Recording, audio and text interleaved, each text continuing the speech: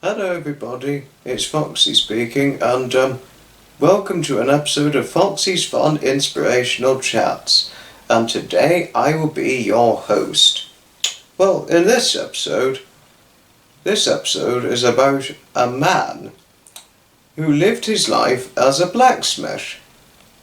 In 18th century England of the year of 1725, there was a man who worked as a blacksmith in Knightsbridge in Greater London. This man's name was George Frome, and George Frome, he lived his life as a blacksmith.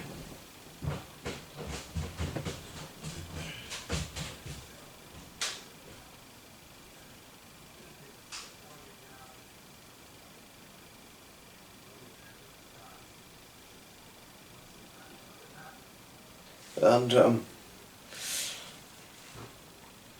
he meant well. He was a decent guy, but he was quite lonely. Having sadly lost both his parents when he was around about, having lost them both by the time he was about 21,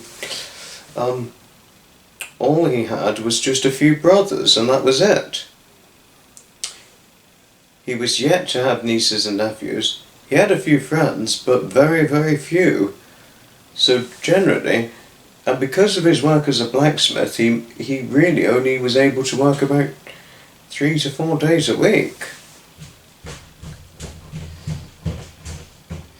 So, although working 3 to 4 days a week, in his spare time, George Frome himself, he didn't always know what to do with himself in his free time. Although sometimes he would occasionally nip to the pub about once a fortnight for about 1 or 2 pints of beer, but would never go out to get drunk. He could not afford it. He could mainly just about afford his food and living in his apartment. And that was it. He could afford other things if he'd wanted to, but all he really paid an interest in was just what he did and what he did for his living and all that. But obviously he never always realised it thoroughly enough himself, but he didn't always realise the lonely impact he had on himself, because he didn't have a lot of friends and plus a lot of his family had died. Although having at least some family, his parents had died.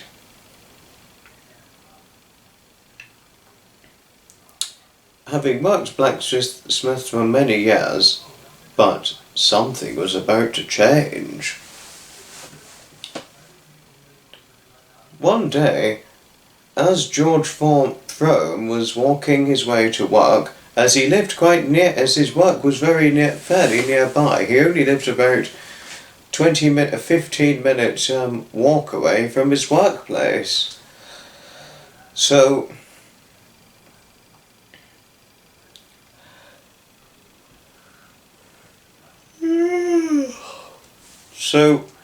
when he came to work, there was a surprise. He had a very big surprise. His boss, who came up to him, Mr.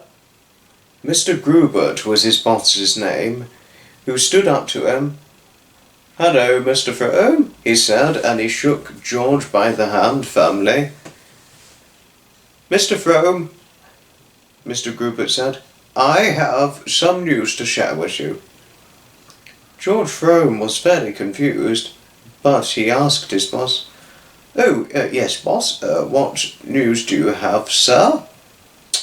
"Well, Mr. Frome," Mr. Grubert sighed, "I am retiring as the CEO of Knightsbridge Blacksmiths Company. But I have some special news in spite of my retirement. Yes, George Frome said. To you, Mr. George Frome, I want to present you the CEO of the Knightsbridge Blacksmith Company. You've done such wonderful work for me in the last few years since you've been working for me. Or the last many years you've been working for me. And because of that, and because I'm retiring, I want to promote you CEO of the Knightsbridge Blacksmith Company. George Frome could hardly believe his ears in what he was hearing. Oh, thank you so much, boss.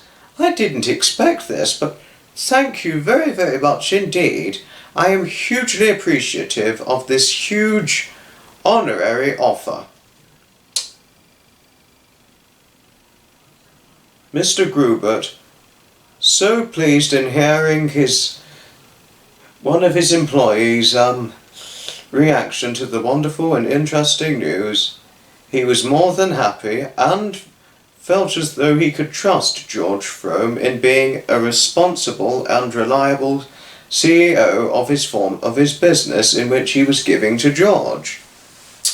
Well, you know, Mr. Frome, I am trusting you very, very greatly in running my blacksmith business, since you always do such a wonderful, thorough and precise job with it all within the business. So, good luck with the future when running my former business. Before long, Mr. Grubert left. As soon as George Frome was promoted as CEO of the blacksmith business, Mr. Grubert had left for his retirement. And during his time as CEO, George Frome could not have been happier. He felt the people he managed, all his employees he managed, he felt a huge sense of friendship within them, as they all got on very well with him. Although he was originally at first a lonely man, he was extremely friendly, kind and gentle, and so as a result, all of his employers, people he managed and all that, they got on extremely well with him. George Frome could not be a happier man, and eventually, one day, as George Frome and some of his best employees were in a pub, they met a beautiful lady. Well, but the beautiful lady turned out to be one of his employers' friends. And before long, George Frome fell for the lady. Hi, George Frome said. My name is George Frome. What's your name? Oh, my name is Elizabeth. Elizabeth Wigan, said the lady. You, my George, are a handsome young man. I'm not as young as you think. I'm only about 28, George replied. But as to you, my dear Elizabeth, you are the most beautiful young lady I have ever seen in a lifetime.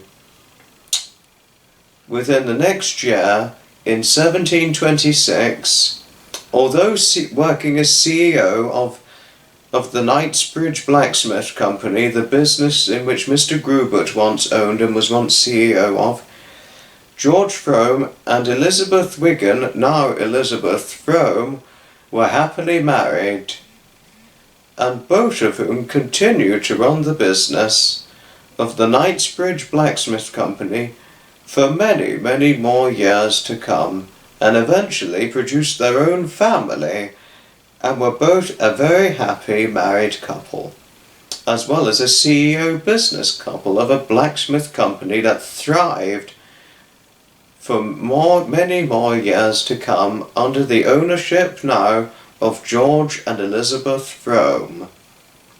The end. I hope you guys enjoyed watching this video, everybody. Thanks all for watching. It's certainly been a while since the last episode, but I thought this episode would be all the more worthwhile. Thanks all indeed for watching, and I shall certainly see you in the next video. Bye bye everybody. From Foxy.